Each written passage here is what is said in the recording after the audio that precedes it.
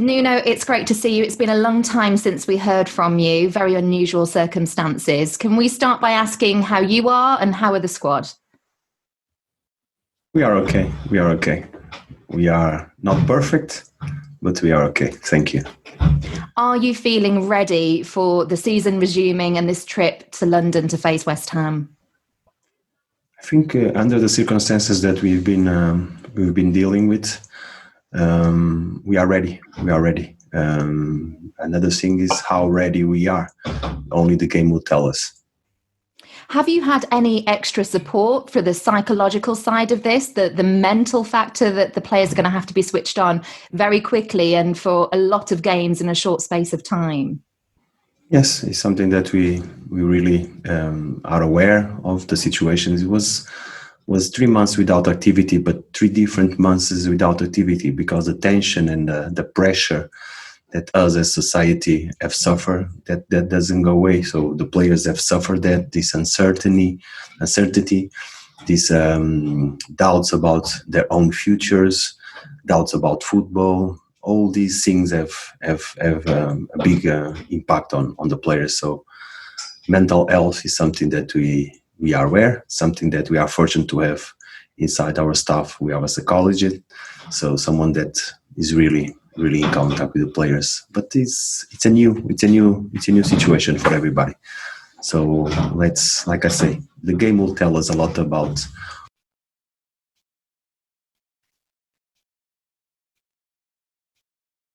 Has anyone else lost audio? Yeah. Go ahead. Okay.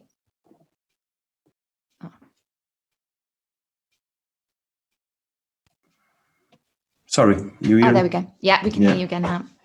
I don't know which part you stop. If you want me to repeat, or it's enough.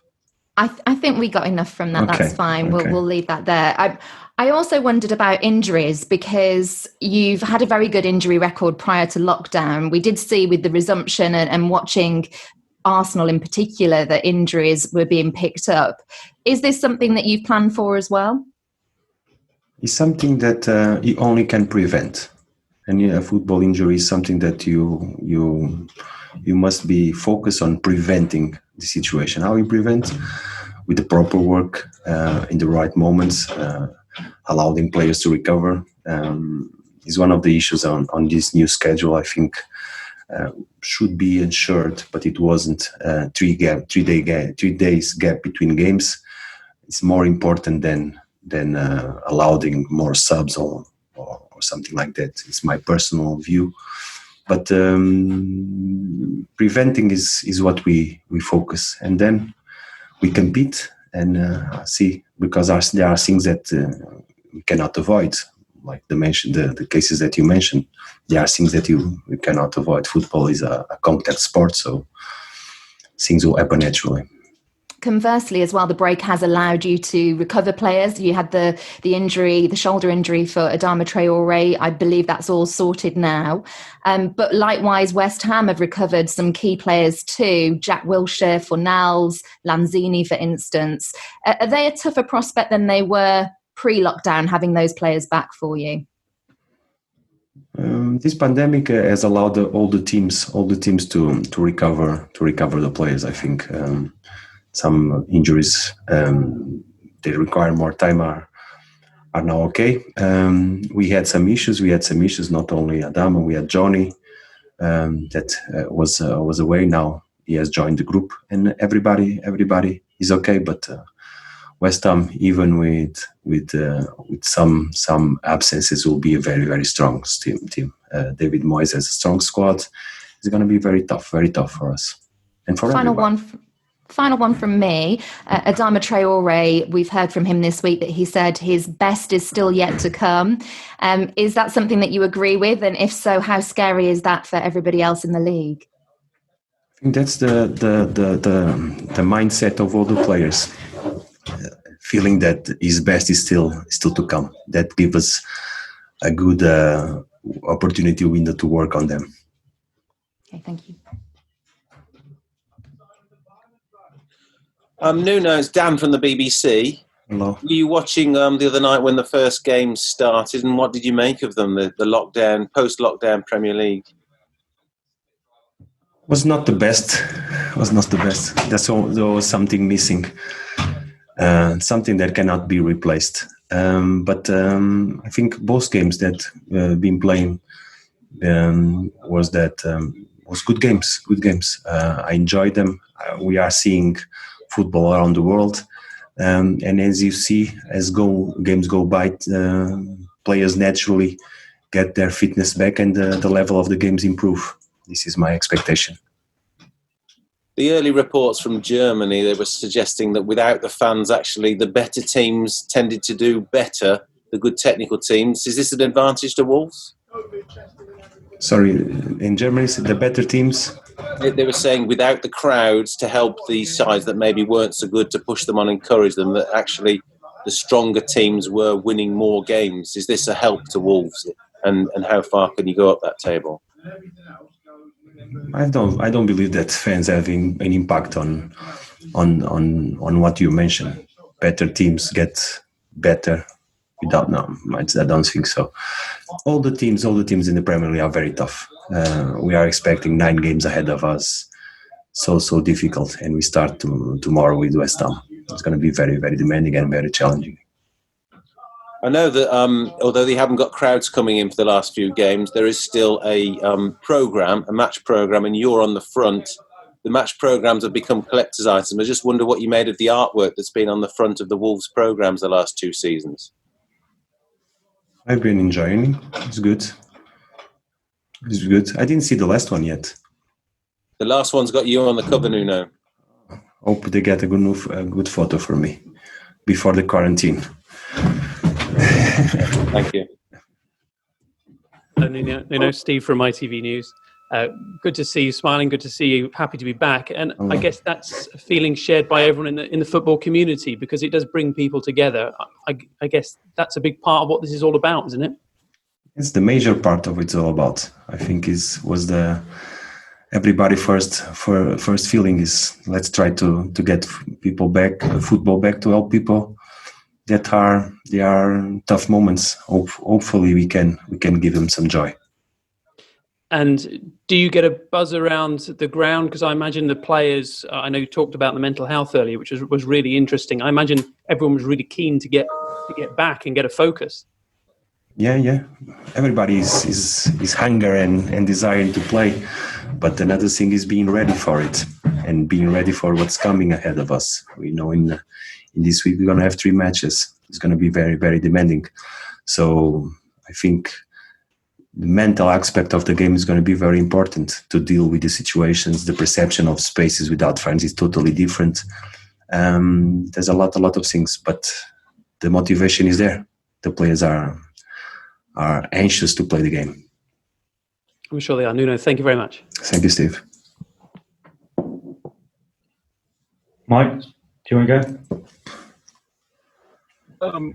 Yes, Nuno. I wonder how regular contact you've been able to have with the players, especially in the very early part of it where players couldn't work. I wonder whether many of them actually were able to go home to their families, or how much contact were you regularly in with them when you couldn't actually physically be around? As many times as we felt it was necessary. We had a lot of Zoom meetings with the players, less, but in terms of our technical team, we've been in contact. I don't know how many times, but a lot of times. And it's a way. But the players by themselves in their own groups, and the social help that they were trying to make to our community, they've been really involved with each other. So as we perceived as it's coming back, there was a lot of issues that they were already mentioned before. So keeping the unity of the squad is very difficult in a distance. But now we have these tools, but we still miss the hug. The contact is what is killing us. I can imagine that. But I also wonder if sort of managing those particular contacts is helped by the fact that you've obviously put a very great importance on knowing your players as people as well as players. Because you've talked before about when you're signing them, you're looking to sign the right character and personality. And so that must have been very useful going into this very strange time.